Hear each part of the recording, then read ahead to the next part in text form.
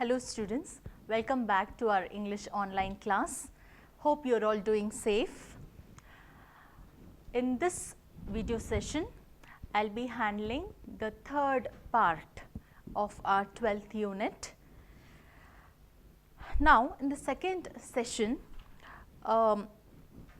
we had dealt with the humble dwelling of these boys, Nicola and Jacopo, and we also discussed how the narrator is able to reach their red roofed villa, isn't it? He takes them in their car and he comes across a pleasant looking woman who is a nurse by profession, and he also gets to know that the red roofed villa, the large villa, is turned out to be a hospital, wherein the boy's sister named Lucia is a patient.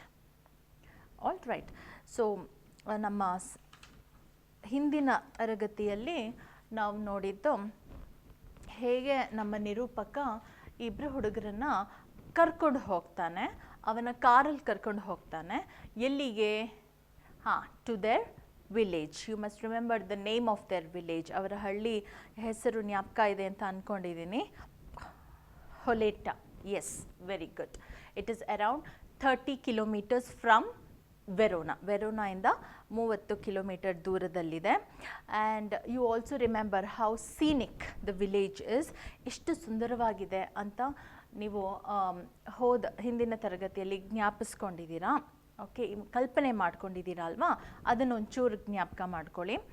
And as they reach the villa, ದೊಡ್ಡ ಬಂಗ್ಲೋಗೆ ಹೋದ ತಕ್ಷಣ ತೋಟದ ಮನೆ ರೀತಿ ಇದೆ. ಅಲ್ಲಿ ಹೋದ ತಕ್ಷಣ ಈ ನಿರೂಪಕ ಯಾರನ್ನು ಭೇಟಿ ಮಾಡ್ತಾನೆ? Yes, he comes across a nurse. All right. And she takes him upstairs. ಅವನನ್ನು ಪರಿಚಯ ಮಾಡಿಕೊಂಡಾಗ, ನಾನು ಈ ಇಬ್ಬರು ಪುಟ್ಟ ಬಾಲಕರನ್ನು ಕರ್ಕೊಂಡು ಬಂದಿದ್ದು ನಾನೇನೆ ಅಂತ ಹೇಳಿದಾಗ, ನರ್ಸ್ ಏನು ಮಾಡ್ತಾರೆ, ಅವರನ್ನು ಒಳಗಡೆ ಕರ್ಕೊಂಡು ಹೋಗ್ತಾರೆ ಅಲ್ವಾ? So let's see what happens next. I hope you have your text book with you. Page number 106 ನೋಡೋಣ. So the nurse murmured. She shows Lucia to him. ಈ ಹುಡುಗರ ಸಹೋದರಿಯ ಹೆಸರು ಲೂಸಿಯಾ. ಸೊ ಅವಳನ್ನು ತೋರಿಸಿ she says, won't you go in? ನೀವು ಒಳಗಡೆ ಹೋಗೋದಿಲ್ವಾ? Lucia will be pleased to see you. Lucia ನಿಮ್ಮನ್ನು ನೋಡಿದಾಗ ಸಂತೋಷ ಪಡ್ತಾಳೆ ಅಂತ ಶಿ ಮರ್ಮರ್ಸ್. ಮರ್ಮರ್ ಅಂದರೆ ವಿಸ್ಪರ್. ಎಸ್, ಪಿಸುಗುಡ್ತಾಳೆ, ಏಕೆಂದರೆ ಅವರಿಗೆ ಕೇಳಿಸ್ಬಾರ್ದಲ್ಲ. Moreover it is a hospital, ಆಸ್ಪತ್ರೆ ಅನ್ನೋದರಿಂದ she speaking softly to the narrator. So what happened? ಏನಾಯಿತು ಮುಂದಕ್ಕೆ ನೋಡೋಣ. I shook my head and turned away. I felt I could not bear to intrude upon this happy family party. But at the foot of the staircase, I drew up and begged her to tell me all she knew about these boys. I shook my head and turned away. See, underline those words. Turned away anta ide alva? That is also a phrasal verb. So what is a response of this narrator? ನೀವು ಒಳಗಡೆ ಹೋಗೋದಿಲ್ವಾ ಅಂತ ಕೇಳಿದ ತಕ್ಷಣ the narrator is not willing to go inside. ನಿರೂಪಕನಿಗೆ ಒಳಗಡೆ ಹೋಗಲಿಕ್ಕೆ ಇಷ್ಟ ಇಲ್ಲ. What might be the reason? ಏನು ಕಾರಣ ಇರಬಹುದು? See, you must remember, those boys, they did not invite the narrator when they went in, isn't it? ಅವ್ರು ಒಳಗಡೆ ಹೋಗಬೇಕಾದ್ರೆ ನಮ್ಮ ನಿರೂಪಕನನ್ನು ಅವ್ರು ಕರೆದಿರಲಿಲ್ಲ, ನೀವು ಬನ್ನಿ ಜೊತೆಗೆ ಅಂತ. What did they say? There's a cafe out there. ಹಳ್ಳಿ ಒಳಗಡೆ ಒಂದು ಕೆಫೆ ಇದೆ, ಒಂದು ಚಿಕ್ಕ ಹೋಟೆಲ್ ರೀತಿ. ನೀವು ಅಲ್ಲಿ ಕಾಫಿ ಕುಡಿಬಹುದು, ನಾವು 1 ಗಂಟೆ ಅಷ್ಟೊತ್ತಲ್ಲಿ ಬಂದುಬಿಡ್ತೀವಿ ಅಂತ ಹೇಳ್ತಾರೆ ವಿನಃ they don't invite him inside. ಒಳಗಡೆ ಕರೆಯಲ್ಲ ನೋಡಿ. ಹಾಗಾಗಿ ನಿರೂಪಕನಿಗೂ ಸ್ವಲ್ಪ ಅಸಮಾಧಾನ, ಒಳಗಡೆ ಹೋಗ್ಲಿಕ್ಕೆ ಇಷ್ಟ ಇಲ್ಲ. So I shook my head, ಅಲ್ಲೇ ಅಲ್ಲಾಡಿಸ್ತಾನೆ ಇಲ್ಲ ಅಂತ, ಆ್ಯಂಡ್ ಟರ್ನ್ಡ್ ಅವೇ, ತಿರುಗ್ಕೋತಾನೆ. Okay, I felt I could not bear, see his giving the reason here. I felt I could not bear to intrude upon this happy family party. See, that is one reason. ಅವ್ರು ಒಳಗಡೆ ಕರೀಲಿಲ್ಲ ಅನ್ನೋದು ಒಂದು, ಹಾಗಾಗಿ ಇವರಿಗೆ ಮುಜುಗರ ಆಗ್ತಾ ಇದೆ. ಇನ್ನೊಂದು, it is like a happy family party. ಒಳಗಡೆ ಕಿಂಡಿ ಇಂದ ನೋಡಿದಾಗ ಅವರಿಬ್ಬರು ಹುಡುಗರು ಅವ್ರ ಅಕ್ಕನ ಜೊತೆ ತುಂಬ ಹ್ಯಾಪಿಯಾಗಿ ತುಂಬ ಸಂತೋಷದಿಂದ ಮಾತಾಡ್ತಾ ಇದ್ದಾರೆ. ನಾವು ಮಧ್ಯ ನುಗ್ಗಿ ಡಿಸ್ಟರ್ಬ್ ಮಾಡೋದು ಚೆನ್ನಾಗಿರಲ್ಲ ಅಂತ ನಿರೂಪಕನಿಗನ್ಸುತ್ತೆ. ಹಾಗಾಗಿ it's like A happy family party. ಇಡೀ ಕುಟುಂಬದವರೇ ಒಟ್ಟಿಗೆ ಸೇರಿದಾಗ ಪಾರ್ಟಿ ರೀತಿ ಇರುತ್ತೆ ಅಲ್ವಾ. And he is a stranger, ಇವನು ಅಪರಿಚಿತ. So they might feel uncomfortable. ಒಂದು ರೀತಿ ಅವರಿಗೆ ಅಷ್ಟು ಕಂಫರ್ಟಬಲ್ ಆಗಿ ಅನ್ನಿಸದೇ ಇರಬಹುದು ಇವನೊಳಗಡೆ ಹೋದಾಗ. ಹಾಗಾಗಿ ಐ ಕುಡ್ ನಾಟ್ ಬೇರ್, ನನಗೆ ತಡ್ಕೊಳಕ್ಕಾಗಲಿಲ್ಲ, ಸಹಿಸ್ಕೊಳಕ್ಕಾಗಲಿಲ್ಲ ಅಂತ ಹೇಳ್ತಾನೆ. ಏನು ಮಾಡೋದಕ್ಕೆ? To intrude. You please underline that word, intrude ಅಂತ ಇದೆ ನೋಡಿ.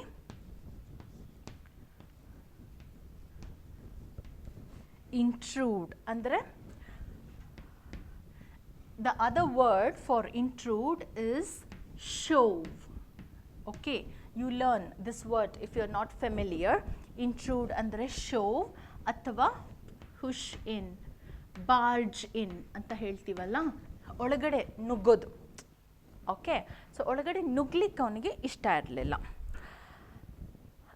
But at the foot of the staircase, I drew up and begged her to tell me all she knew about these boys. But at the foot of the staircase, so ಇವರು ಇಲ್ಲ ನಾನು ಒಳಗಡೆ ಹೋಗೋದಿಲ್ಲ ಅಂತ ಹೇಳಿಬಿಟ್ಟು ಮೆಟ್ಲನ್ನ ಕೆಳಗಡೆ ಇಳಿದು ಬಂದುಬಿಡ್ತಾರೆ. ಅಲ್ಲಿ I drew up, underline this phrasal verb, drew up. Drew up is another phrasal verb here. In the last class I had told you to list out these phrasal verbs, isn't it? We have a lot many phrasal verbs in the chapter here. ಹಿಂದಿನ ತರಗತಿಯಲ್ಲಿ ಈ phrasal ವರ್ಬ್ಸ್ನ ಒಂದು ಪಟ್ಟಿ ಮಾಡ್ಕೊಳ್ಳಿ ಅಂತ ನಿಮಗೆ ಹೇಳಿದ್ದೆ. ಡ್ರೀವ್ up is another phrasal verb. ಅಂದರೆ ಐ ಡಿಸೈಡೆಡ್ ಅಂತ ಅರ್ಥ. ಆಲ್ಮೋಸ್ಟ್ ನಾನು ಈ ನರ್ಸನ್ನು ಕೇಳಲೇಬೇಕು ಅಂತ ನಿರ್ಧಾರ ತಗೋತಾನೆ. Okay, I drive up, he mustered courage. So ಧೈರ್ಯ ಮಾಡಿಕೊಂಡು ನಿರ್ಧಾರ ತಗೊಂಡ್ಬಿಡ್ತಾನೆ, ಕೇಳಿಬಿಡ್ತೀನಿ ಅಂತ. And begged her to tell me all she knew about these boys. And ತುಂಬಾ ಭಿಕ್ಷೆ ಬೇಡೋ ರೀತಿ ಕೇಳ್ಕೊತಾನೆ. Because the nurse is not that willing to open up to a stranger, isn't it? ಆ ನರ್ಸು ಈಗ ಅವ್ರ ಬಗ್ಗೆ ನಿಮ್ಗೆ ಏನೇನು ಗೊತ್ತು ಈ ಪುಟ್ಟ ಹುಡುಗರ ಬಗ್ಗೆ ಅದನ್ನೆಲ್ಲ ನನಗೆ ಹೇಳಿ ಸ್ವಲ್ಪ ಅಂತ ಹೇಳಿದಾಗ ನರ್ಸಿಗೆ ಅವನು ನಮ್ಮ ನಿರೂಪಕ ಅಪರಿಚಿತ ಅಲ್ವಾ. ಹಾಗಾಗಿ ಇದ್ದಕ್ಕಿದ್ದ ಹಾಗೆ ಹೇಗೆ ಹೇಳೋದು?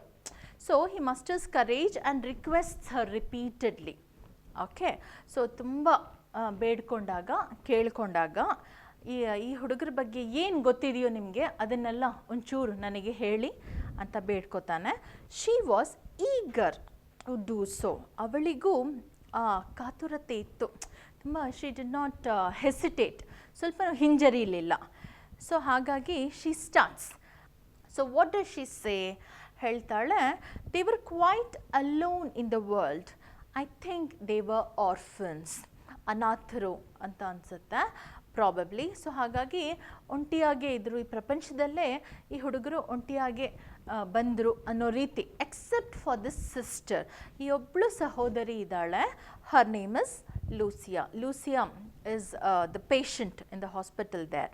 ಸೊ ಅವಳನ್ನು ಬಿಟ್ಟರೆ ಬೇರೆ ಯಾರೂ ಇಲ್ಲ. What happened to their parents? ಈ ಹುಡುಗರ ಪೋಷಕರಿಗೆ ಏನಾಯಿತು ಅನ್ನೋದರ ಬಗ್ಗೆ ಹೇಳ್ತಾಳೆ ನೋಡಿ. ದೇರ್ ಫಾದರ್, ಅವರ ತಂದೆ, a widower. Widower, underline that word. Widow ಅಂದರೆ yes, one who has lost her husband. Okay, we always refer to women who have lost their husbands as widows. Okay, here it is the male. The father has lost his wife there. ಅರ್ಥ ಆಯ್ತಾ? ಅವನ ಹೆಂಡತಿಯನ್ನು ಕಳ್ಕೊಂಡ್ಬಿಟ್ಟಿದ್ದಾರೆ. So he is called as referred to as a widower. ಗೊತ್ತಾಯ್ತಾ? Fine. Their father a widower. Widow ಅಂದರೆ ವಿಧವೆ, widower ಅಂದರೆ it refers to the male counterpart, one who has lost his wife. ಅವನ ಹೆಂಡತಿನ ಕಳ್ಕೊಂಡಿರೋರಿಗೆ ವಿಡೋವರ್ ಅಂತ ಕರಿತೀವಿ. A widower, a well-known singer at La Scala. Please underline this part of the sentence. ಇದನ್ನು underline ಮಾಡ್ಕೊಳ್ಳಿ. What was he doing to earn a living? Nicola ಹಾಗೂ Jacopo ಅವರ ತಂದೆ, ಅವರ ಹೆಸರು ಕೊಟ್ಟಿಲ್ಲ, but what was he doing, ಅವ್ರೇನು ಮಾಡ್ತಾ ಇದ್ರು, ಅವರ ಜೀವನದ ಆದಾಯಕ್ಕೋಸ್ಕರ ಹೇಗೆ ಸಂಪಾದನೆ ಮಾಡ್ತಾ ಇದ್ರು ಅಂತ ಒಂದು ಅಂಕದ ಪ್ರಶ್ನೆ ನಿಮಗೆ ಪರೀಕ್ಷೆಯಲ್ಲಿ ಬರಬಹುದು. So you will get this. What was Lucia's father or the boy's father doing in order to earn a living? For a living anta kelidre you will write this. Just write to the point. Eshtu beko ashtu bariri. Ade bekadeshtu. A well known singer at Yelli La Scala. Yes. So well known singer ಅಂದರೆ he was well known ಅಂದರೆ famous ಅಂತ ಅರ್ಥ. So ಪ್ರಸಿದ್ಧ ಆಗಿದ್ದ. What was he? A singer, ಗಾಯಕ. ಎಲ್ಲಿ? At La Scala. What happen to him? ಸರಿ, ಅವ್ರಿಗೇನಾಯಿತು? He had been killed in the early part of the war. So ಯುದ್ಧ ನಡಿಬೇಕಾದ್ರೆ, and which war are they referring to here? World war second world war ಅಂತ ಹೇಳ್ತೀವಿ ಅಲ್ವಾ? So ಅದ್ರ ಬಗ್ಗೆ ಹೇಳ್ತಾ ಇದ್ದಾರೆ. ಆ ಯುದ್ಧ ನಡಿಬೇಕಾದ್ರೆ ಇವರ ತಂದೆ ಕೊಲ್ಲಲ್ಪಟ್ರು ಅಂತ. ಶಾರ್ಟ್ಲಿ ಆಫ್ಟರ್ವರ್ಡ್, ಅದಾದಮೇಲೆ a bomb had destroyed their home. So you must observe that these boys lost their father in the Second World War, during the Second World War. Okay, he had been killed, and later what happened? A bomb had destroyed their home. ಮನೆ, ಅವರ ಮನೆ ಇತ್ತಲ್ವಾ, ಅವ್ರ ಮನೆಯೂ ನಾಶ ಆಗಿಬಿಟ್ಟಿದೆ because of this bomb. ಒಂದು bomb ಹಾಕಲ್ಪಟ್ಟಿದ್ರಿಂದ ಅವ್ರ ಮನೆಯೂ ನಾಶ ಆಯಿತು. And throne the 3 children into the street. ಹಾಗಾಗಿ ಆ ಮನೆಯೂ ನಾಶ ಆಗಿದ್ದರಿಂದ ಇವರು ಕಂಪ್ಲೀಟಾಗಿ ಅನಾಥರಾಗ್ಬಿಡ್ತಾರೆ. What did they do? They had always known a comfortable and cultured life. So they were quite well-to-do, so to say. Okay, ಇವರು ಸ್ವಲ್ಪ ಶ್ರೀಮಂತರಾಗೇ ಇದ್ದರು ಅನಿಸುತ್ತೆ. They known a comfortable life. So ಒಂದು ರೀತಿಯಾದ ಹಿತಕರವಾದ ಜೀವನ ನಡೆಸ್ಕೊಂಡು ಬರ್ತಾ ಇದ್ರು. ಆ್ಯಂಡ್ ಅ ಕಲ್ಚರ್ಡ್ ಲೈಫ್, ಒಂದು ರೀತಿ ಅವ್ರ ಕುಟುಂಬ ಆಗಲಿ ಅವರ ಜೀವನ ಆಗಲಿ ಸುಸಂಸ್ಕೃತವಾಗಿರುವಂಥದ್ದು. ಆ ರೀತಿ ಬೆಳೆದು ಬಂದವರು ಯಾರು? ನಮ್ಮ ಈ 3 ಮಕ್ಕಳು. Lucia had herself been training as a singer. ಅವ್ರ ತಂದೆ ಸಿಂಗರ್ ಆಗಿದ್ದರಲ್ವಾ, ಗಾಯಕರಾಗಿದ್ದರು. ಹಾಗಾಗಿ ಲೂಸಿಯಾ ಕೂಡ ಶಿ ವಾಸ್ ಅಂಡರ್ಗೋಯಿಂಗ್ ಟ್ರೈನಿಂಗ್, ಅವಳು ಗಾಯನ ಕಲಿತಾ ಇದ್ಲು. And they had suffered horribly from near starvation and exposure to the cold Veronese winter. So because they did not have a home, ಅವರಿಗೆ ಸ್ವಂತ ಮನೆ ಇರಲಿಲ್ಲ ಅನ್ನೋದ್ರಿಂದ ವಾಟ್ ಹ್ಯಾಪೆಂಡ್? They suffered. ಅವ್ರು ತುಂಬಾ ಬಳಲ್ಬಿಟ್ಟಿದ್ದಾರೆ. ಹಾರಿಬ್ಲಿ, ಇಷ್ಟು ಸಫರ್ ಮಾಡಿಲ್ಲ. ಹಾರಿಬ್ಲಿ ಅಂದರೆ ಘೋರವಾಗಿ ಅಂತ ಅರ್ಥ ಆಯಿತಾ, ಹೇಳ್ಕೊಳ್ಳೋಕ್ಕೆ ಆಗೋದಿಲ್ಲ. ಆ ರೀತಿ ತುಂಬಾ ಕಷ್ಟಪಟ್ಟರು. From near starvation, almost starving is nothing but ಹಸಿವು ಅಂತ ಅರ್ಥ. Starve, I am starving, you should not starve, ಹಸಿವು ಅಂತ ಅರ್ಥ. Starvation is the noun here. Okay, from near starvation, ಇವರಿಗೆ ಏನು ನೋಡ್ಕೊಳ್ಳೋರು ಯಾರೂ ಇರಲಿಲ್ಲ. ಆ್ಯಂಡ್ ಹಾಗಾಗಿ ಅವ್ರಿಗೆ ಆದಾಯ ಇರಲಿಲ್ಲ ನೋಡಿ. ವೆರಿ ಸ್ಮಾಲ್ ಚಿಲ್ಡ್ರನ್, ತುಂಬ ಪುಟ್ಟ ಮಕ್ಕಳು ಆಗ. ಹಾಗಾಗಿ ಆಲ್ಮೋಸ್ಟ್ ಸ್ಟಾರ್ವಿಂಗ್, ಹಸಿವಿಂದ ತುಂಬಾ ಕಷ್ಟಪಟ್ಟಿದ್ದಾರೆ. ಆ್ಯಂಡ್ ಎಕ್ಸ್ಪೋಜರ್, ಒಂದು ಹಸಿವು. ಇನ್ನೊಂದು the cold Veronese winter. You know, in the European countries winter is horrific. Okay, ಆ ವಿಂಟರ್, ಆ ಚಳಿಗಾಲ ತಡ್ಕೊಳ್ಳೋಕ್ಕಾಗೋದಿಲ್ಲ. All right. So one is starvation, one is the tragedy wherein they lose their father, ತಂದೆನ ಕಳ್ಕೊಂಡ್ರು, ಮನೆಯೂ ನಾಶ ಆಗಿಬಿಟ್ಟಿದೆ. On the other hand the Veronese winter, ವೆರೋನಾನಲ್ಲಿ ಇರುವಂಥ ಚಳಿ, ಆ ಚಳಿ ಇವರಿಗೆ ತಡ್ಕೊಳಕ್ಕಾಗಲಿಲ್ಲ, ಮನೆ ಇರಲಿಲ್ಲ ನೋಡಿ. ಹಾಗಾಗಿ and they did not have an income, ಅವರಿಗೆ ಆದಾಯ ಇರಲಿಲ್ಲ, ಸಂಪಾದನೆ ಇರಲಿಲ್ಲ. ಹಾಗಾಗಿ ದೇ ವರ್ ಆಲ್ಮೋಸ್ಟ್ ಸ್ಟಾರ್ವಿಂಗ್, ಹಸಿವಿಂದ ಬಳಲ್ತಾ ಇದ್ದರು. ಸೊ ಈ ರೀತಿ ಕಷ್ಟಪಟ್ಟಿದ್ದಾರೆ. For months they had barely kept themselves alive in a sort of shelter they built with their own hands amidst the rubble.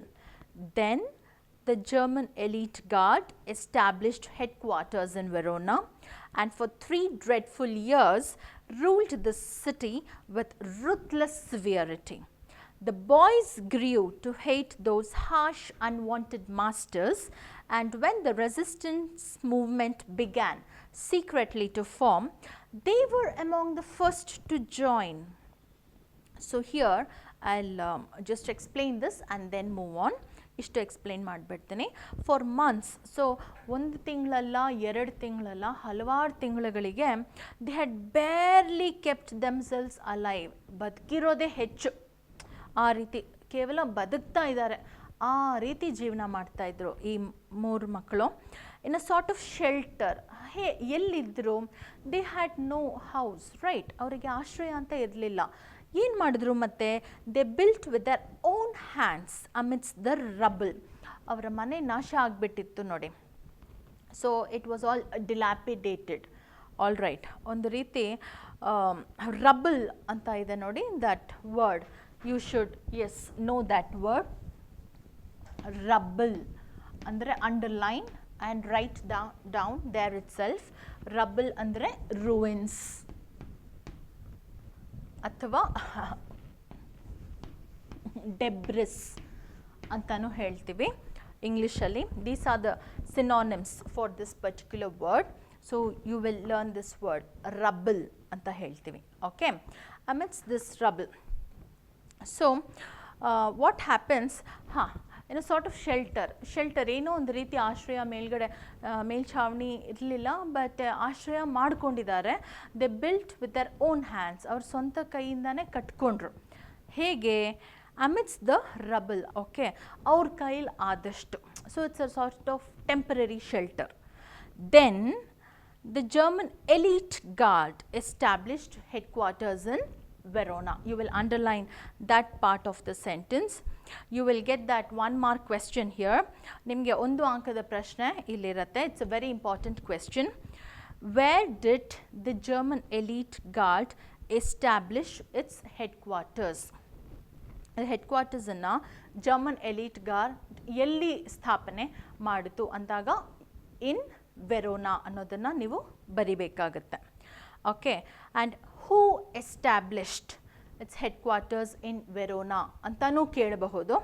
So what will you write? Your answer will be yes, German elite guard ಅಂತ ಬರೀತೀರಾ. And for 3 years, 3 dreadful years ruled the city with ruthless severity. So see, the Second World War, actually getting back to history, ನಮ್ಮ ನೀವು ಜಾಗತಿಕ ಇತಿಹಾಸ ಓದಬೇಕಾದ್ರೆ you have information about the Second World War. It took place from 1939 to 1945, all right, and it was one of the deadliest conflicts in human history anta heltivi. What happened actually, majority of the countries in our world, okay, they formed 2 sides. One is Allies powers anta heltivi, innondu Axis powers anta. Okay, and for your information, Germany, these countries, Germany, Italy and Japan, yes, they formed Axis powers. Bere countries like the Soviet Union, Russia, ಹಿಂದೆ Soviet Union ಅಂತ ಕರೀತಾ ಇದ್ವಿ ರಷ್ಯಾನ. Okay, so Soviet Union, UK, Great Britain ಮತ್ತು USA ಮತ್ತು China, ಸ್ವಲ್ಪ ಮಟ್ಟಿಗೆ China and France, ಇದೆಲ್ಲ they belong to Allies. So when the war between these 2 major powers, major groups formed the second world war. ಹಾಗಾಗಿ ಜರ್ಮನಿಯವರು ಏನು ಮಾಡಿದ್ರು, ಅವರ ಹೆಡ್ ಕ್ವಾರ್ಟರ್ಸ್ನ Italy, Verona is the capital, is a city in Italy, ನಿಮಗೆ ಗೊತ್ತಿದೆ ಅಲ್ವಾ. So they establish the headquarters, ಇಲ್ಲಿಂದ ಚಾಲನೆ ಮಾಡುವ ಅಂತ ಹೆಡ್ ಕ್ವಾರ್ಟರ್ಸ್ನ ಇಲ್ಲಿ ಸ್ಥಾಪನೆ ಮಾಡ್ತಾರೆ ವೆರೋನಾನಲ್ಲಿ. ಆವಾಗ what happen, though they both the countries, ಇಟಲಿನೂ ಅಷ್ಟೇ, ಇಟಲಿ ಮತ್ತು Germany both are on the same side, they belong to axis ಪವರ್ಸೇ. ಆದರೆ this it became a sort of domination from the side of Germany. ಜರ್ಮನಿಯವರು headquarters ಏನು ಕಟ್ಕೊಂಡ್ರು ಸರಿ ಇಟಲಿನಲ್ಲಿ, ಆದರೆ ಒಂದು ರೀತಿ ದಬ್ಬಾಳಿಕೆ ಮಾಡ್ತಾಯಿದ್ರು ಯಾರ ಮೇಲೆ, yes the people of Italy, ಇಟಲಿನಲ್ಲಿ ವಾಸ ಇರ್ತಾರಲ್ಲ ಆ ಜನರ ಮೇಲೆ. ಹಾಗಾಗಿ ಫಾರ್ 3 dreadful years, 3 ವರ್ಷಗಳಿಗೆ ದೇ ರೂಲ್ಡ್ ದ ಸಿಟಿ, ಆ ಸಿಟಿ ವೆರೋನಾ ನಗರನ ಆಳಿದ್ರು ಅನ್ನೋ ರೀತಿ ಮಾಡಿದ್ರು. ಅಷ್ಟು ಕಿರುಕುಳ ಕೊಟ್ಟಿದ್ದಾರೆ. ವಿತ್ ರೂತ್ಲೆಸ್ ಸಿವಿಯರಿಟಿ, ತುಂಬಾ ಕಠೋರವಾಗಿರುವಂತಹ ತೀವ್ರತೆಯಿಂದ ಅವರಿಗೆ ಕಷ್ಟ ಕೊಟ್ಟಿದ್ದಾರೆ. ಯಾರು, ದ ಜರ್ಮನ್ ಟ್ರೂಪ್ಸ್. ಯಾರಿಗೆ, ಇಟಲಿ, ಎಸ್ ದ ಪೀಪಲ್, ಇಟಾಲಿಯನ್ಸ್ಗೆ, ದ ಪೀಪಲ್ ಆಫ್ ಇಟಲಿ, ಇಟಲಿನಲ್ಲಿರುವಂತಹ ಜನರಿಗೆ. ಸೊ ವಾಟ್ ಹ್ಯಾಪೆಂಡ್, ಇವರು for 3 years they somehow tolerated and later they could not. ಈ ಇಟಲಿನಲ್ಲಿರೋ ಜನರಿಗೆ ತಡ್ಕೊಳಕ್ಕಾಗಲಿಲ್ಲ. So gradually they formed a resistance movement. So ಇದಕ್ಕೆ ಪ್ರತಿರೋಧವಾಗಿ ಒಂದು ಮೂವ್ಮೆಂಟ್ ಅಂದರೆ ಚಳುವಳಿ ಅಂತ ಅರ್ಥ. ವಿರೋಧ ಮಾಡಲಿಕ್ಕೋಸ್ಕರ ಯಾರನ್ನು, ಜರ್ಮನ್ ಟ್ರೂಪ್ಸನ್ನು ವಿರೋಧ ಮಾಡಲಿಕ್ಕೋಸ್ಕರ ಒಂದು ಚಳುವಳಿ ರೀತಿ ಫಾರ್ಮ್ ಮಾಡ್ತಾರೆ, ಸ್ಥಾಪನೆ ಮಾಡ್ತಾರೆ ಸೀಕ್ರೆಟಿವ್ಲಿ. ಓಕೆ, ಇದು ಯಾರಿಗೂ ಗೊತ್ತಿರಲ್ಲ. ಅದರಲ್ಲಿ the boys play a major role. ನಮ್ಮ ನಿಕೋಲಾ ಮತ್ತು ಯಾಕೋಬೋ ಅವರೇನು ಮಾಡ್ತಾರೆ ನೋಡಿ, the boys grew to hate those harsh unwanted masters, and when the resistance movement began secretly to form, ಅದು ಸ್ಥಾಪನೆ ಆಗಬೇಕಾದ್ರೆ they were among the first to join. ಚಳುವಳಿಯಲ್ಲಿ ಸೇರ್ಕೊಳ್ಳೋರಲ್ಲಿ they were among the first to join. Initial ಸ್ಟೇಜಸ್ಸಲ್ಲಿ ಸೇರ್ಕೋಬೇಕಾದ್ರೆ ಪ್ರಥಮವಾಗಿ ಸ್ಥಾಪನೆ ಆಗಿಬಿಟ್ಟು ಮೊದಲು ಸೇರ್ಕೋತಾರಲ್ಲ, ಅದರಲ್ಲಿ ಈ ಇಬ್ಬರು ಹುಡುಗರು ಇದ್ದರು ಅಂತ. C there age, C now they are 12 and 13, isn't it? But during the war, this happened years ago. So probably 2-3 years ago at least. So ಆವಾಗ ಒಂದು 10-11 ಆ ರೀತಿ ಇರ್ಬೋದು, 9-10 ಆ ರೀತಿ ಆ ವಯಸ್ಸು ಇರಬಹುದು ಅಷ್ಟೇ ಈ ಮಕ್ಕಳಿಗೆ. ಆದರೂ C the maturity in them, how they are that expressive, ಮತ್ತು ದಟ್ ಪೇಟ್ರಿಯಾಟಿಸಮ್ ಆ್ಯಂಡ್ ದಟ್ ಒಂದು ಇದು ವಿರೋಧ ಮಾಡಬೇಕು ಅನ್ನೋ ಛಲ ಇದೆ ನೋಡಿ ಈ ಮಕ್ಕಳಲ್ಲಿ. That is to be appreciated. It was not a matter of playing war. ಈ 9 ವಯಸ್ಸು 10 ವಯಸ್ಸು ಮಕ್ಕಳು ಆಟ ಆಡಬೇಕಾದ್ರೆ ಓಕೆ, ಯುದ್ಧ, we form one side, you form another side ಅಂತ ನಾವು ಬೇರೆ ಬೇರೆ ಗ್ರೂಪ್ಸ್ ಆಗಿ ಮಾಡಿಕೊಂಡು ಆಟ ಆಡಬೇಕಾದ್ರೆ ಆಟ ಆಡ್ತಿದ್ವಿ, ಯುದ್ಧ ಆಡ್ತಾ ಇದ್ವಿ. But this was not like that, this was real war. ಇದು ನಿಜವಾಗ್ಲೂ ನಡೀತಾ ಇದ್ದಿದ್ದು ಯುದ್ಧ ಅಲ್ವಾ. Their extreme youth and insignificant size added to an intimate knowledge of the neighboring hills made them immensely valuable.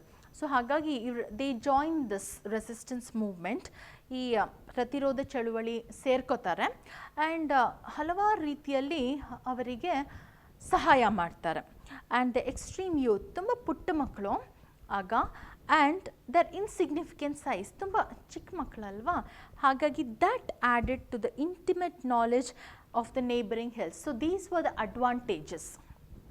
So ಅವರಿಗೆ ದ ರೆಸಿಸ್ಟೆನ್ಸ್ ಮೂವ್ಮೆಂಟ್ ಅವರಿಗೆ ಈ ಮಕ್ಕಳಿಂದ ತುಂಬಾ ಸಹಾಯ ಆಗುತ್ತೆ. ಯಾಕೆ? One thing is their extreme youth, ತುಂಬ ಚಿಕ್ಕವರು, and the second thing is ನೋಡಲಿಕ್ಕೂ ಬಾಲಕರಲ್ವಾ, so no one will doubt them, ಯಾರೂ ಅವರನ್ನು ಸಂದೇಹ ಪಡೋದಿಲ್ಲ. And added to that was the intimate ಅಂದರೆ ತುಂಬ ಕ್ಲೋಸ್ ಆಗಿರುವಂತಹ ಅಂತ ಅರ್ಥ. ಇಂಟಿಮೇಟ್, ರೈಟ್ ಡೌನ್, ಅನ್ಯೋನ್ಯತೆ ಅಂತ ಹೇಳ್ತೀವಲ್ಲ ಆ ರೀತಿ, ಅನ್ಯೋನ್ಯತೆಯಿಂದ ಕೂಡಿರುವಂಥ, ತುಂಬ ಚೆನ್ನಾಗಿ ಗೊತ್ತಿದೆ ಅನ್ನೋ ರೀತಿ ಇಂಟಿಮೇಟ್. ವೆರಿ ನಿಯರ್ ಅಂತಲೂ ಹೇಳಬಹುದು.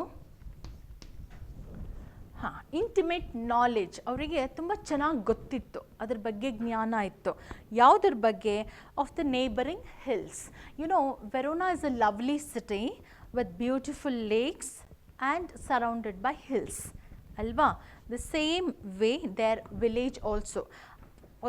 ಒಲೇಟಾ ಒಳಗಡೆ ಹೋಗಬೇಕಾದ್ರೆ ಎಷ್ಟು ಸೀನಿಕ್ ಆಗಿತ್ತು ಅಂತ ಜ್ಞಾಪಿಸ್ಕೊಳ್ಳೋಣವಾ? ಎಸ್. ಹಾಗಾಗಿ ಅವರಿಗೆ ಈ ಮಕ್ಕಳು ಅಲ್ಲೇ ಹುಟ್ಟಿ ಬೆಳೆದಿದ್ದು. ಹಾಗಾಗಿ ಅವ್ರುಗಳಿಗೆ ಬೆಟ್ಟಗಳ ನಡುವೆ ಹೇಗೆ ರೂಟ್ ಇದೆ, ಹೇಗೆ ಹೋದರೆ ಎಲ್ಲಿ ಹೋಗಿ ಸೇರ್ತೀವಿ ಅನ್ನೋ ಅದ್ರ ಬಗ್ಗೆ ತುಂಬ ಚೆನ್ನಾಗಿ ಜ್ಞಾನ ಇತ್ತು. So all these made them immensely valuable. ಹಾಗಾಗಿ ಈ ಇಬ್ಬರು ಮಕ್ಕಳು ಆ ರೆಸಿಸ್ಟೆನ್ಸ್ ಮೂವ್ಮೆಂಟಿಗೆ ತುಂಬಾ ಸಹಾಯ ಅಂತ ಪ್ರೂವ್ ಮಾಡ್ತಾರೆ. They were used to carry messages to the forces of liberation, and more dangerous still, to ferret out information on the movements of the German troops. So please underline this sentence. ಈ ವಾಕ್ಯಗಳನ್ನ underline ಮಾಡ್ಕೊಳ್ಳಿ. ಇದು this is very important from your 1 mark question point of view. Okay. How were the boys used by the resistance movement? ಈ ಪ್ರತಿರೋಧ ಚಳುವಳಿಯಿಂದ ಹೇಗೆ, ಯಾವ ರೀತಿ ಈ ಮಕ್ಕಳನ್ನು ಬಳಸ್ಕೊತಾ ಇದ್ರು, ಈ ಇಬ್ಬರು ಹುಡುಗರನ್ನ ಬಳಸ್ಕೊತಾ ಇದ್ರು ಅನ್ನೋದು 1 ಅಂಕಕ್ಕೆ ನಿಮಗೆ ಪ್ರಶ್ನೆ ಇರುತ್ತೆ. So they were used, so ಯಾವ ರೀತಿ ಸಹಾಯ ಮಾಡ್ತಾ ಇದ್ರು? They were used to carry messages to the forces of liberation. ಏನಾದರೂ ಮಾಹಿತಿ ಕೊಡಬೇಕು ಅಂದಾಗ ಯಾರಿಗೆ? To carry messages. ಇಲ್ಲಿಂದ ಒಂದು ಕಡೆಯಿಂದ ಇನ್ನೊಂದು ಕಡೆಗೆ ಮಾಹಿತಿನ ತಗೊಂಡು ಹೋಗ್ತಾ ಇದ್ರು. Okay, they were the messengers. ಯಾರಿಗೆ? To the forces of liberation. Forces of liberation referred to the Americans. Okay, allied forces ಅಂತ ಹೇಳ್ತೀವಿ ನೋಡಿ, those against the Axis forces. Okay, allied forces was headed by America. ಹಾಗಾಗಿ yes, axis forces Germany, Italy and Japan.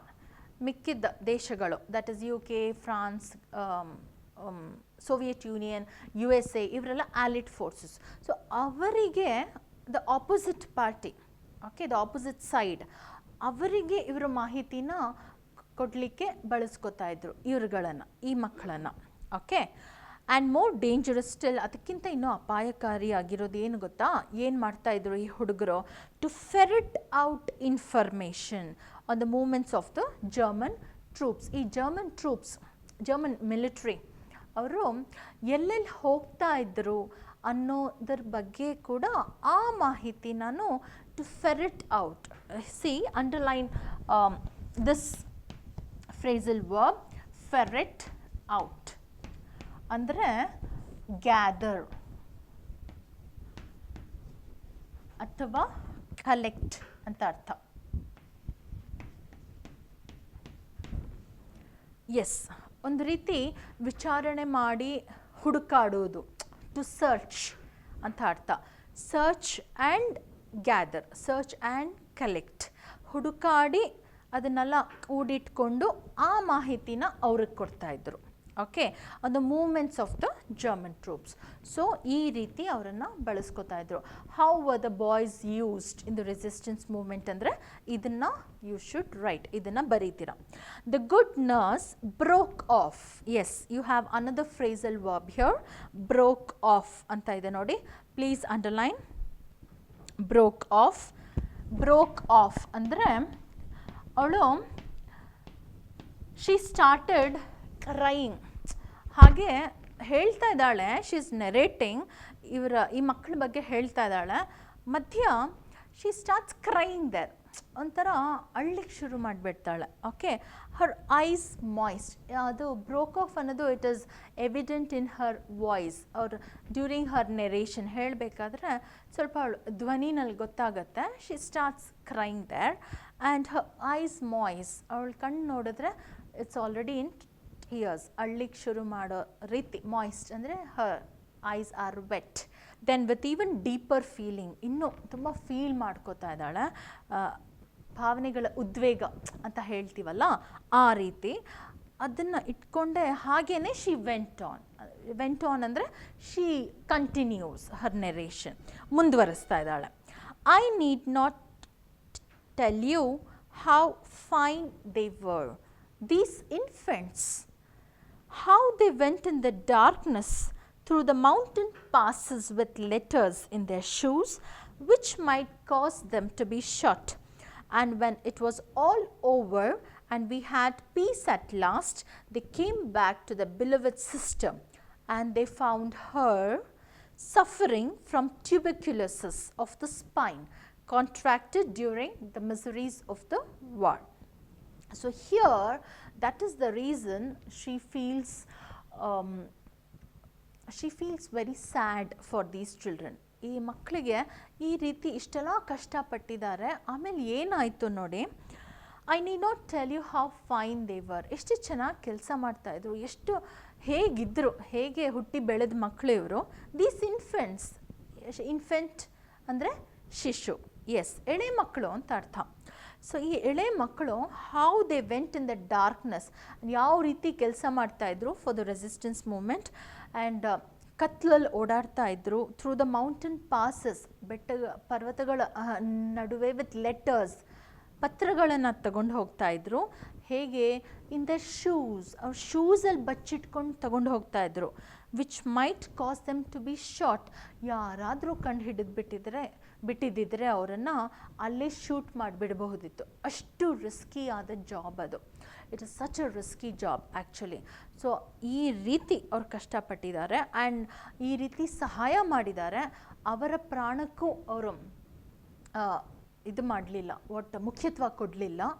So and when it was all over, ಇದೆಲ್ಲ ಮುಗಿದ ಮೇಲೆ ಅಂದರೆ when the war was over and we had peace at last, ಕೊನೆಯಲ್ಲಿ ನಮಗೆ ನೆಮ್ಮದಿ ಸಿಕ್ತು ಅಂತ ಆದಾಗ, they came back to their beloved sister, beloved underline ಪ್ರೀತಿ ಪಾತ್ರರಾದ, ಪ್ರೀತಿಯ ಅಂತ, ಲವಬಲ್ ಅಂತ ಅರ್ಥ. ಅವರ ಸಹೋದರಿ ಹತ್ರ ಬರ್ತಾರಲ್ಲ, and they found her, ನೋಡಿದ್ರೆ what happens to her, suffering from tuberculosis ಅಂದರೆ ಕ್ಷಯ ರೋಗ ಅಂತ ಹೇಳ್ತೀವಿ, ಆಫ್ ದ ಸ್ಪೈನ್, ನಮ್ಮ ಬೆನ್ನಿನ ಎಲುಬಿದೆ ನೋಡಿ, ಅಲ್ಲಿ ಅವಳಿಗೆ TB ರೋಗ ಉಂಟಾಗಿದೆ. Contracted during the miseries of the war. So because of the miseries of the war, misery ಅಂದರೆ ದುರ್ಗತಿ ಅಂತ ಅರ್ಥ. ವಾರಿಂದ ಏನೇನು ಆಗುವಂತಹ ಅವಲಕ್ಷಣಗಳು ಇದೆ ನೋಡಿ, ಸೊ ಅದರಿಂದಾಗಿ ಇವಳಿಗೆ ಉಂಟಾಗಿರೋದು. ಓಕೆ, ಏನು ಉಂಟಾಗಿದೆ?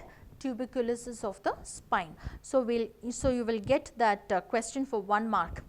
What was Lucia suffering from ಅಂತ ನಿಮಗೆ 1 ಅಂಕದ ಪ್ರಶ್ನೆ ಇರುತ್ತೆ.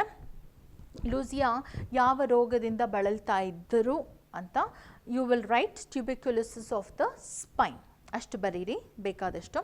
She paused, took a quick breath, and ಇವಳು the nurse, she is narrating and she is continuing but she needs a pause like that. She just gave a short break, ಆಯಿತಾ, ಸ್ವಲ್ಪ ಅಲ್ಪ ವಿರಾಮ ಕೊಟ್ಬಿಟ್ಟು she continues, took a quick breath, ಮತ್ತೆ ಉಸಿರು ತಗೊಂಡು ಮತ್ತೆ she continues. She has much more to say, ಇನ್ನೂ ಏನೋ ಹೇಳಲಿಕ್ಕಿದೆ ಇವಳಿಗೆ. So she says, did they give up? I do not have to answer that question. They brought her here, persuaded us to take her into the hospital. In the 12 months she has been our patient, she has made good progress. There is every hope that one day she will walk and sing again. So she says, she is focusing on the willpower of these boys here. ಈ ಇಬ್ಬರು ಹುಡುಗರಲ್ಲಿರುವ ಛಲ ಅದನ್ನು ತೋರಿಸ್ತಾ ಇದ್ದಾಳೆ ಅವಳ ಮಾತಲ್ಲಿ. In her explanation, did they give up ಅನ್ನೋದನ್ನು underline ಮಾಡ್ಕೊಳ್ಳಿ. Give up is another phrasal verb, ಅಂದರೆ ಅಬೆಂಡನ್ ಅಂತ ಅರ್ಥ. ಓಕೆ, ಅಬ್ಯಾಂಡನ್ ಅಂತ ಅಂದರೆ ತ್ಯಜಿಸೋದು. ಇಟ್ಸ್ ನಾಟ್ ಆ್ಯಕ್ಚುಲಿ ಸ್ಯಾಕ್ರಿಫೈಸ್, ತ್ಯಾಗ ಮಾಡೋದು ಅನ್ನೋದಕ್ಕಿಂತ ಕೈ ಬಿಟ್ಟುಬಿಡೋದು. ನನ್ನ ಕೈಲಿ ಆಗಲ್ಲ, it is not possible by me, ನನ್ನಿಂದ ಆಗಲ್ಲಪ್ಪ, ಇನ್ನೂ ಎಷ್ಟು ಅಂತ ಟ್ರೈ ಮಾಡೋದು, ಬಿಟ್ಬಿಡೋಣ ಅಂತ ಬಿಟ್ಬಿಡ್ತೀವಿ ನೋಡಿ ಕೆಲವು ಸರಿ. like that is giving up. So we say never give up ಅಂತ. ಯಾವಾಗಲೂ ನನ್ನ ಕೈಲಿ ಅಸಾಧ್ಯ ಅಂತ ಬಿಡಬೇಡಿ, ಕೀಪ್ ಆನ್ ಟ್ರೈಯಿಂಗ್ ಅಂತ ಹೇಳ್ತೀವಲ್ಲ. So did they give up? ಅವರು ಬಿಟ್ಬಿಟ್ರ ಹಾಗೇನೆ? ಇನ್ನೇನು ಮಾಡೋದು ಅಷ್ಟೇ, ವಿ ಕೆನಾಟ್ ಡೂ ಎನಿಥಿಂಗ್, ಇನ್ನೇನು ಮಾಡಲಿಕ್ಕಾಗಲ್ಲ ಅಂತ ಬಿಟ್ಬಿಟ್ರಾ? No way. I don't have to answer that question. ಆ ಪ್ರಶ್ನೆಗೆ ನಾನು ಉತ್ತರನೇ ಕೊಡಬೇಕಾಗಿಲ್ಲ, ನಿಮಗೆ ಗೊತ್ತಿದೆ. They brought her here. See what these children do. ಈ ಪುಟ್ಟ ಮಕ್ಕಳು, ಈ ಬಾಲಕರು ಏನು ಮಾಡ್ತಾರೆ ನೋಡಿ. ದೇ ಬ್ರಾಟ್ ಹರ್ ಹಿಯರ್, ಇಲ್ಲಿ ಕರ್ಕೊಂಡು ಬಂದು ಪರ್ಸುವೇಡೆಡ್ ಅಂಡರ್ಲೈನ್, ಪರ್ಸುವೇಡ್ ಅಂದರೆ ಫೋರ್ಸ್ ಅಂತ ಅರ್ಥ, ಒತ್ತಾಯ ಮಾಡ್ತಾರೆ. ಓಕೆ, ಏನಂತ? To take her into the hospital, ನಮ್ಮ ಆಸ್ಪತ್ರೆಯಲ್ಲಿ ಸೇರಿಸ್ಕೊಳ್ಳಿ, ಅಡ್ಮಿಟ್ ಮಾಡ್ಕೊಳ್ಳಿ ಅಂತ ಒಂದೇ ಒತ್ತಾಯ ಮಾಡ್ತಾ ಇದ್ದಾರೆ. At that point of time they did not have enough money. ಅವ್ರ ಹತ್ರ ಆಸ್ಪತ್ರೆಯಲ್ಲಿ ದಾಖಲಾತಿ ಮಾಡ್ಕೊಳ್ಳೋಕ್ಕೆ ಅಷ್ಟು ಹಣ ಇರಲಿಲ್ಲ, ಆದರೂ ಒತ್ತಾಯ ಮಾಡ್ತಾರೆ. And in the 12 months she has been our patient. So she is staying with her since 12 months. ಅಂದರೆ 1 ವರ್ಷದಿಂದ ಅವಳು ನಮ್ಮ ಜೊತೆ ಹಾಸ್ಪಿಟಲಲ್ಲೇ ಇದ್ದಾಳೆ. And we are giving her treatment ಕೊಡ್ತಾ ಇದ್ದೀವಿ ಅಂತ ಹೇಳ್ತಾಳೆ. Okay, so you will have that 1 mark question there. How long has been Lucia in the ಆಸ್ಪತ್ರೆಯಲ್ಲಿ ಲೂಸಿಯಾ ಎಷ್ಟು ತಿಂಗಳಿಂದ ಅಥವಾ ಎಷ್ಟು ವರ್ಷಗಳಿಂದ ಇದ್ದಾಳೆ ಅಂದರೆ 12 months ಅಂತ ಬರೀತೀರ. She has made good progress and ವಾಸಿ ಆಗ್ತಾ ಇದ್ದಾಳೆ. Her progress is quite good. There is every hope. And ನಾವೆಲ್ಲ ನಂಬ್ತೀವಿ ಏನಂತ? We have that faith. ಆ ವಿಶ್ವಾಸ ಇದೆ ನಮ್ಮಲ್ಲಿ. ಏನಂತ? ದಟ್ ಒನ್ ಡೇ, ಒಂದು ದಿನ, she will walk and Singh again. Remember, she was getting trained as a singer, isn't it? ಹಾಂ, ಹಾಡುಗಾರ್ತಿ ಆಗಬೇಕಾಗಿತ್ತು. ಸೊ ಒಂದಲ್ಲ ಒಂದು ದಿನ ಮತ್ತೆ ನಡಿಲಿಕ್ಕೆ ಶುರು ಮಾಡ್ತಾಳೆ ಆ್ಯಂಡ್ ಹಾಡಲಿಕ್ಕೂ ಶುರು ಮಾಡ್ತಾಳೆ. So she will become a singer one or the other day ಅಂತ ನರ್ಸ್ ಹೇಳ್ತಾ ಇದ್ದಾರೆ. So he say and she also adds this, ಇದನ್ನು ಸೇರಿಸ್ತಾಳೆ ನೋಡಿ. Of course everything is so difficult ನಾವು, food so scarce and dear, we could not keep going unless we charged a fee. But every week Lucia's brothers have made their payment. She added simply, I don't know what they do, I do not ask. Work is scarce in Verona, but whatever it is, I know they do it well. So she says, Ega, after the war, everything has become costly. Food so scarce. ನಮ್ಮ ಆಹಾರದ ಕೊರತೆ ಇದೆ. Scarce ಅಂದರೆ ಅಷ್ಟು, it has limited availability, ಅಂದರೆ ತುಂಬ ಕಡಿಮೆ ಇದೆ ಅಂತ, ವೆರಿ ಲೆಸ್ ಕ್ವಾಂಟಿಟಿ ಅಂತ. ಆಹಾರದ ಕೊರತೆ ಇದೆ. ಆ್ಯಂಡ್ ವಿರಳ ಅಂತ ಹೇಳ್ತೀವಿ ನೋಡಿ, that is scarce. And dear ಅಂದರೆ ಕಾಸ್ಟ್ಲಿ ಆಗಿಬಿಟ್ಟಿದೆ ಅಂತ, ಎಕ್ಸ್ಪೆನ್ಸಿವ್, ದುಬಾರಿ ಆಗಿಬಿಟ್ಟಿದೆ. V could not keep going, ಹಾಗಾಗಿ ಫ್ರೀಯಾಗಿ ಟ್ರೀಟ್ಮೆಂಟ್ ಕೊಡಲಿಕ್ಕೆ ಆಗಲಿಲ್ಲ ನಮಗೆ. Unless we charged a fee, ಸ್ವಲ್ಪ ಹಣ ಪಾವತಿ ಮಾಡಬೇಕಾಗಿತ್ತು. ಬಟ್ ಎವ್ರಿ ವೀಕ್, ಹಾಗಾಗಿ ಏನು ಮಾಡ್ತಾರೆ Nicola and Jacopo, every week Lucia's brothers have made their payment. ಪ್ರತಿ ವಾರ ಬಂದು, remember when do they visit Lucia? On Sundays. Yes, every Sunday. ಹಾಗೆ ತಾನೇ ಯಾಕೋಬೋ ಹೇಳಿದ್ದು? ಹಾಂ. So they have made their payment. Every Sunday ಹೋಗಿ ಆಸ್ಪತ್ರೆಯಲ್ಲಿ ಅವರ ಅಕ್ಕನ ನೋಡಿಬಿಟ್ಟು ಹಣ ಪಾವತಿ ಮಾಡಿಬಿಟ್ಟು ಬರ್ತಾರೆ. She added simply, I don't know what they do. ಅವ್ರು ಏನು ಮಾಡ್ತಾರೋ ಗೊತ್ತಿಲ್ಲ ನನಗೆ, ಹೇಗೆ ಸಂಪಾದನೆ ಮಾಡ್ತಾರೆ ಅಂತ ನಾನು ಕೇಳೋಕ್ಕೂ ಹೋಗೋದಿಲ್ಲ. Work is scarce in Verona. ಅಲ್ಲಿ ವೆರೋನಾನಲ್ಲಿ ಕೆಲಸ ಸಿಕ್ಕೋದು ಸ್ವಲ್ಪ ಕಡಿಮೆನೇ. But what ever it is, ಏನೇ ಆಗಿರಲಿ, I know they do it well. ಏನು ಕೆಲಸ ಮಾಡ್ತಾರೋ ಚೆನ್ನಾಗಿ ಕೆಲಸ ಮಾಡ್ತಾರೆ ಅಂತ ಅಷ್ಟು ಗೊತ್ತು ನನಗೆ ಅಂತ ಹೇಳ್ತಾಳೆ. And our narrator was dumbfounded. ಅವ್ನಿಗೆ ಏನು ಹೇಳಬೇಕು ಅಂತಲೇ ಅವನಿಗೆ ಗೊತ್ತಾಗಲಿಲ್ಲ. He was like completely taken aback. And he did not expect that the life of these children, the flashback of their life was so serious and heartening. So ಇಷ್ಟು ಈ ರೀತಿಯಾದ ಒಂದು ದುರ್ಗತಿಯಿಂದ ಅವರು ಪಾರಾಗಿ ಬಂದಿದ್ದಾರೆ ಈ ಮಕ್ಕಳು ಅಂತಲೇ ನಮ್ಮ ನಿರೂಪಕನಿಗೆ ಗೊತ್ತಿರಲಿಲ್ಲ, ಅವ್ನು ಪ್ರತೀಕ್ಷಣೆ ಮಾಡಿರಲಿಲ್ಲ. Okay, so he just says, yes, I agree, they couldn't do it better. ಯಾಕೆಂದರೆ ಇವನಿಗೆ ಗೊತ್ತು ಅವ್ರು ಏನು ಕೆಲಸ ಮಾಡ್ತಾರೆ, ಎಷ್ಟು ಕಷ್ಟಪಟ್ಟು ಕೆಲಸ ಮಾಡ್ತಾರೆ ಅಂತ. ಹಾಗಾಗಿ ಇವನು ಹೇಳ್ತಾನೆ I couldn't do it better, sorry they couldn't do it better. ಅವ್ರಿಗೆ ಇನ್ನೂ ಸಾಕಷ್ಟು ಮಾಡ್ತಾರೆ ಇವ್ರ ಕೆಲಸ, ಇದಕ್ಕಿಂತ ಇನ್ನೂ ಹೆಚ್ಚು ಮಾಡಲಿಕ್ಕೆ ಆಗೋದಿಲ್ಲ ಅಂತ. I waited outside until the boys rejoined me, then drove them back to the city. They sat beside me not speaking in a mood of quiet contentment. For my part, I did not say a word. So, ಹೊರಗಡೆ wait ಮಾಡ್ತಾ ಇದ್ದಾನೆ, ಅಂದರೆ ಈ ಮಕ್ಕಳು ಬಂದು ಸೇರ್ಕೋತಾರೆ ಅವರನ್ನು, and they just pass to ವೆರೋನಾಗೆ ಕರ್ಕೊಂಡು ಹೋಗ್ತಾನೆ. He drives them back. And ಹೋಗೋ ದಾರಿಯಲ್ಲಿ ಇವನೇನು ಪ್ರಶ್ನೆ ಮಾಡಲಿಕ್ಕೆ ಹೋಗೋದಿಲ್ಲ, ಅವರೇನು ಹೇಳಲಿಕ್ಕೆ ಹೋಗೋದಿಲ್ಲ. And they are also a mood of quiet contentment. ಅವ್ರಿಗೆ ಒಂಥರ ಕಂಟೆಂಟ್ಮೆಂಟ್ ಅಂದರೆ ತೃಪ್ತಿಯಾಗಿದೆ ಅವ್ರ ಅಕ್ಕನ ನೋಡಿದ್ದು, ಅವ್ರ ಅಕ್ಕನ ನೋಡಿ ಮಾತಾಡಿಸಿದ್ದು, ಹಣ ಪಾವತಿ ಮಾಡಿದ್ದು. ಹಾಗಾಗಿ they are very quiet during their travel.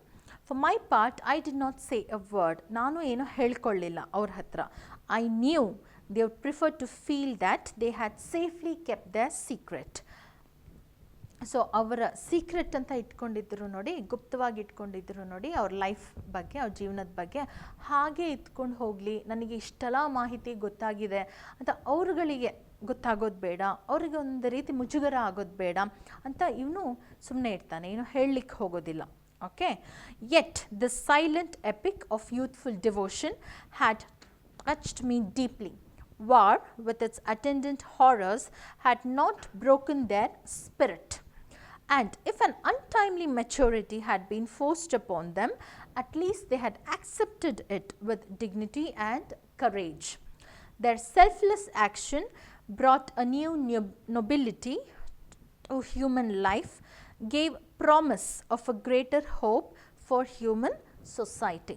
So here the last concluding paragraph exactly reveals why these two kids, these two boys have been referred to as gentlemen in the title of the story. Okay, ಈ ಕಥೆಯಲ್ಲಿ ಈ ಇಬ್ಬರು ಪುಟ್ಟ ಬಾಲಕರಲ್ವಾ, ಆದರೂ ಅವ್ರನ್ನ gentlemen ಅಂತ ನಮ್ಮ author ಯಾರು ಎ.ಜೆ. ಕ್ರಾನಿನ್ ಅವ್ರು ಹೇಳಿದ್ದಾರೆ. ಯಾಕೆ ಈ ರೀತಿ ಅವರನ್ನು, ಈ ಪುಟ್ಟ ಬಾಲಕರಲ್ಲಿ ಆ ರೀತಿ ಏನಿದೆ, what is so special in these boys? ಅವರ ವೈಶಿಷ್ಟ್ಯತೆ ಇದರಲ್ಲಿ ಗೊತ್ತಾಗುತ್ತೆ. That is why, because of these qualities in them. ಇಂತಹ ಗುಣಗಳನ್ನು ಹೊಂದಿದ್ದಾರೆ ನೋಡಿ, ಹಾಗಾಗಿ ಅವರನ್ನು ಜೆಂಟಲ್ಮೆನ್ ಅಂತ ಹೇಳಿದ್ದಾರೆ. Okay, so this is also important from your 4 mark question point of view.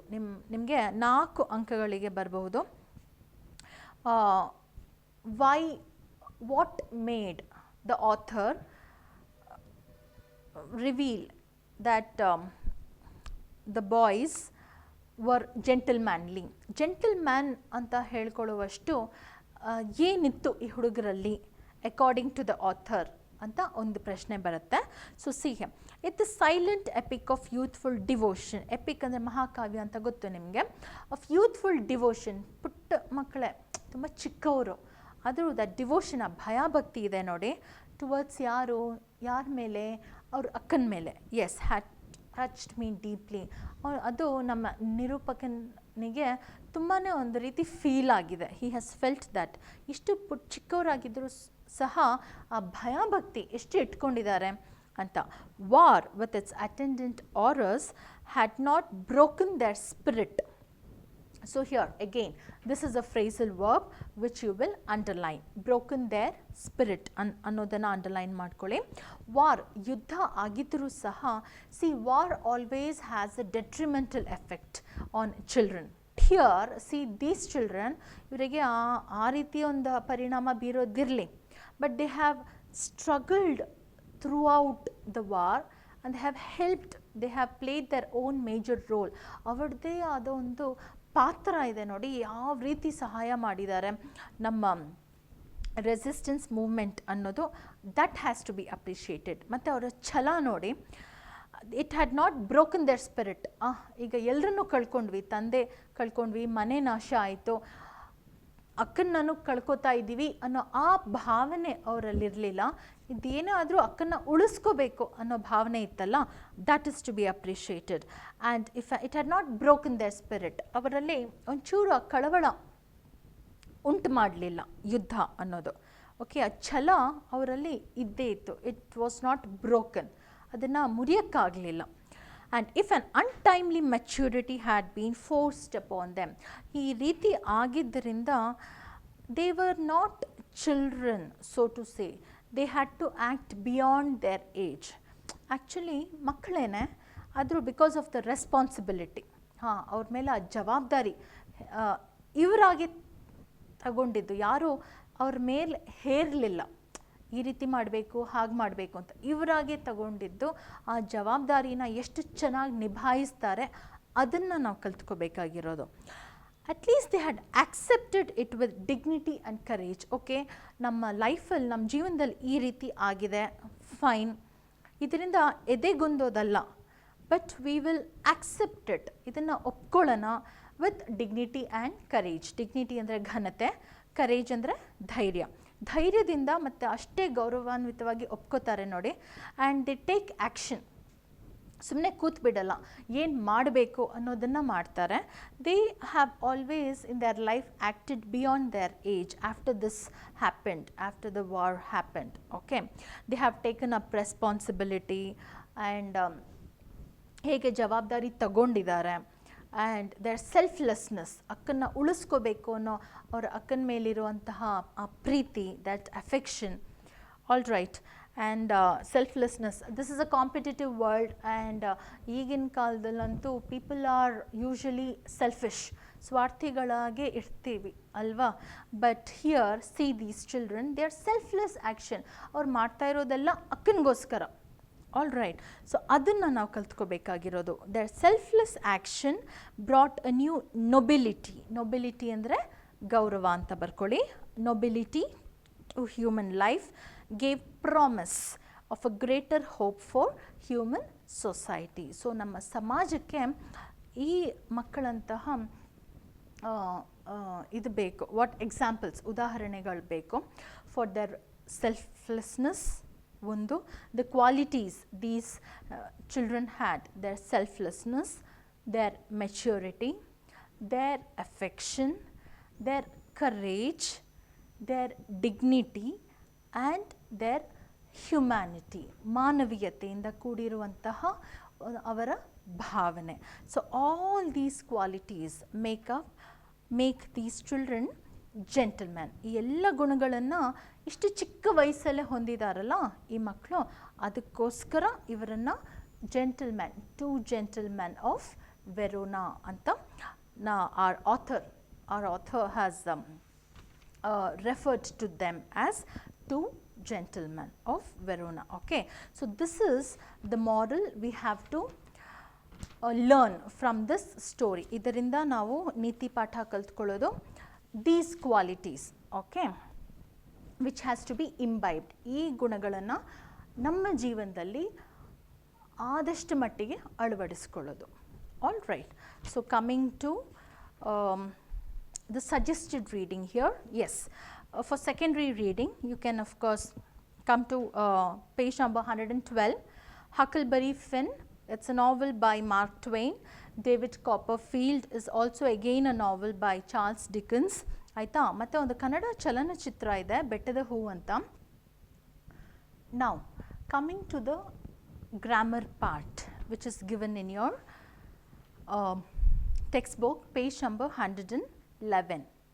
Okay, now before we get into the textbook, just look at these group of words.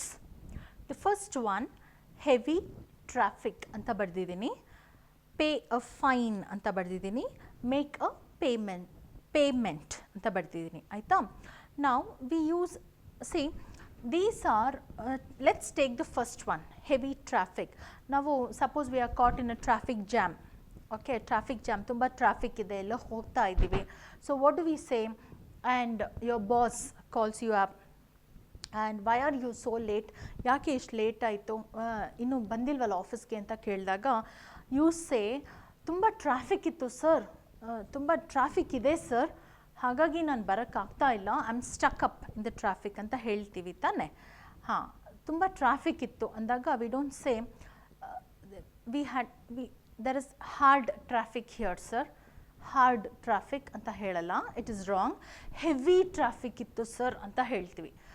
There is heavy traffic here sir, so I am unable to come, I am stuck up ಅಂತ ಹೇಳ್ತೀನಿ. Okay, so see here heavy traffic, hard traffic ಅಂತಲೂ ಹೇಳ್ಬೋದು. ತುಂಬ ಕಷ್ಟವಾಗಿದೆ ಒಂಥರ ಈ traffic jam, thus hard traffic ಅಂತ ಹೇಳ್ಬೋದು. But no, that is wrong usage. We always say heavy traffic. ಈ ಟ್ರಾಫಿಕ್ ಜಾಮ್ ಬಗ್ಗೆ ಹೇಳಬೇಕಾದ್ರೆ ನೀವು ತುಂಬ ಟ್ರಾಫಿಕ್ ಇತ್ತು ಅಂತ ಹೇಳೋದು ಹೇಗೆ ಹೇಳ್ತೀರಾ ಇಂಗ್ಲೀಷಲ್ಲಿ? ಹೆವಿ ಟ್ರಾಫಿಕ್ ಅಂತ ಹೇಳ್ತೀರಾ. Okay, so these it is used regularly ಒಂದು in a day to day conversations. ನಮ್ಮ ಸಂಭಾಷಣೆಗಳಲ್ಲಿ ದೈನಂದಿನವಾಗಿ ನಾವು ಬಳಸ್ತೀವಿ.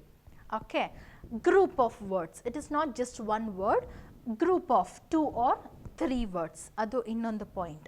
All right, and it has a specific meaning, ಏನೋ ಒಂದು ನಿಶ್ಚಿತವಾದ ಅರ್ಥ ಇರುತ್ತೆ ಅದಕ್ಕೆ. Okay, and the same way see this example, pay a fine. Yes, it is illegal, you have parked at the wrong place, you have to pay a fine. ನೀವು ತಪ್ಪಾದ ಕಡೆ park ಮಾಡಿದ್ದೀರಾ, ಸರಿಯಾದ ಕಡೆ ಪಾರ್ಕ್ ಮಾಡಿಲ್ಲ ನೀವು, ಹಾಗಾಗಿ ನೀವು ಫೈನ್ ಕಟ್ಟಬೇಕು ಅಂತ ಹೇಳ್ತೀವಿ ನೋಡಿ. ಆವಾಗ ಗಿವ್ ಅ ಫೈನ್, ಫೈನ್ ಕೊಡಿ ಅಂದಾಗ, ಫೈನ್ ಕಟ್ಟಬೇಕು ಅಂದಾಗ ಗಿವ್ ಅ ಫೈನ್ ಅಂತ ಹೇಳಲ್ಲ. Always say pay a fine. ಹಣ ಅಲ್ಲ, ಫೈನ್ ಕಟ್ಟಬೇಕು, pay a fine. Okay, we always use it like this, we don't say give a fine. All right, and see this, make a payment, hana pavati ಮಾಡಬೇಕು. Okay, ನಮ್ಮ gentlemen of Verona ಆ ಪಾಠದಲ್ಲಿ Nicola Jacopo, they make a payment every week, ಪ್ರತಿ ವಾರ ಬಂದು ಪ್ರತಿ Sunday ಬಂದು ಹಣ ಪಾವತಿ ಮಾಡ್ತಾರೆ ಅಂತ ಇದೆ ಅಲ್ವಾ. ಡೂ ಅ ಪೇಮೆಂಟ್ ಅಂತ ಹೇಳಬಾರ್ದು, it is always make a pavement. We use it like this. Okay, make ಅಂತಾನೆ ಹೇಳಬೇಕು, do ಅಂತ ಹೇಳೋ ಹಾಗಿಲ್ಲ. do a payment ಅಂದರೆ it is wrong usage. Understood? So what I am trying to say, ಏನು ಹೇಳ್ತಾ ಇದ್ದೀನಿ ಇಲ್ಲಿ, these examples, when you observe these examples, ಈ ಉದಾಹರಣೆಗಳನ್ನ ನೋಡಿದಾಗ group of words. Okay, see, I have given you 3 examples. All right, 3 ಉದಾಹರಣೆಗಳನ್ನ ಕೊಟ್ಟಿದ್ದೀನಿ. Group of words used on A daily basis for a daily conversations, ರೆಗ್ಯುಲರಾಗಿ ಬಳಸ್ತೀವಿ. And the third important point is they have a specific meaning, ಏನೋ ಒಂದು ಅರ್ಥ ಕೊಡುತ್ತೆ, ಒಂದು ನಿಶ್ಚಿತವಾದ ಒಂದು ಅರ್ಥ ಕೊಡುತ್ತೆ. Okay, it gives a particular meaning. These sorts of group of words are nothing but collocations. Collocations anta English alli you have this grammar part. Okay, actually collocate ಅಂದ್ರೆ ಏನು, ಜೋಡಣೆ ಅಂತ ಅರ್ಥ, ಬೈಂಡ್ ಅಂತ ಅರ್ಥ, ಗ್ರೂಪ್ ಟುಗೆದರ್ ಅಂತ ಅರ್ಥ, ಜೋಡಿಸೋದು. Okay, collocations. Come to your textbook, come to page number 111 please. A collocation is 2 or more words that often go together, andre that are fit together anta, used regularly. They are grouped together to give a specific meaning. They are fit ಅಂತ ಅರ್ಥ. Okay, these combinations just sound right to native English speakers who use them all the time. On the other hand, other combinations may be inappropriate. ನಾನು ಹೇಳಿದೆ ನಿಮಗೆ, give the fine, do the pavement. Here give the fine ಅನ್ನೋದು ತಪ್ಪು, do a pavement ಅನ್ನೋದು ತಪ್ಪು. Okay, hard traffic ಅನ್ನೋದು ತಪ್ಪು. All right, so it is used in a certain manner. These are collocations, otherwise they seem inappropriate and just sound wrong. ತಪ್ಪು ಅಂತ, ತಪ್ಪು ಬಳಸುವಿಕೆ ಅಂತ ಆಗುತ್ತೆ. Look at these examples. So ನಿಮಗೆ ಅಪ್ರೋಪ್ರಿಯೇಟ್ ಯೂಸೇಜ್ ಅಂದರೆ ಸರಿಯಾಗಿ ಯಾವ ರೀತಿ ಬಳಸಬೇಕು ಅಂತ ಕೊಟ್ಟಿದ್ದಾರೆ. ಈ ಕಡೆ on the other hand you have inappropriate usage. Fast train ಅಂತ ಹೇಳ್ತೀವಿ, it is not quick train. Fast food ಅಂತ ಹೇಳ್ತೀವಿ, ಕ್ವಿಕ್ ಫುಡ್ ಅಲ್ಲ. ಕ್ವಿಕ್ ಶಾರ್ ಅಂತ ಹೇಳ್ತೀವಿ, ಫಾಸ್ಟ್ ಶಾರ್ ಅಲ್ಲ. ಸೊ ಯಾವಾಗ ಫಾಸ್ಟ್ ಬಳಸ್ತೀವಿ, ಯಾವ ಸನ್ನಿವೇಶಗಳಲ್ಲಿ ಕ್ವಿಕ್ ಬಳಸ್ತೀವಿ ಅನ್ನೋದು ನಿಮಗೆ ಇಲ್ಲಿ ಕೊಟ್ಟಿದ್ದಾರೆ. Okay, and you will learn more about this using your secondary sources, other grammar books. All right, and making use of these, after reading these you will do this activity work. Underline the collocations in the following sentences. So you have 17 sentences here. Try to identify ಈ ವಾಕ್ಯಗಳಲ್ಲಿ ಕಾಲೊಕೇಶನ್ ಯಾವುದು ಅನ್ನೋದನ್ನು ಗುರುತು ಮಾಡ್ತೀರಾ, ಕಂಡು ಹಿಡಿತೀರಾ. Okay, and if possible please write down the meanings also then and there itself, and not only from the exam point of view, try to use them in your day to day usage. Yes, ನೀವು ದಿನ English ಮಾತಾಡಬೇಕಾದ್ರೆ ಇದನ್ನು ಬಳಸಬೇಕು, and only when you use it, only when you put it to practice, it will be beneficial, learning will be beneficial. ಇದು ಸುಮ್ಮನೆ ಕಲ್ತ್ಕೊಂಡಿದ್ದೀವಿ, yes it is done ಅನ್ನೋದಲ್ಲ. You have to practise it, adapt ಮಾಡ್ಕೋಬೇಕು ಅದನ್ನು ನಿಮ್ಮ daily conversations. English ಸಂಭಾಷಣೆ ಮಾಡಬೇಕಾದ್ರೆ ಇದನ್ನು ಅಳವಡಿಸ್ಕೋಬೇಕು ಮಕ್ಕಳೇ. So only then will it be of use to you. ಅರ್ಥ ಆಯ್ತಾ? So hope you have understood the 12th unit in our English textbook. Thanks for watching. Wish you all the best for your exams. Stay safe. Thank you.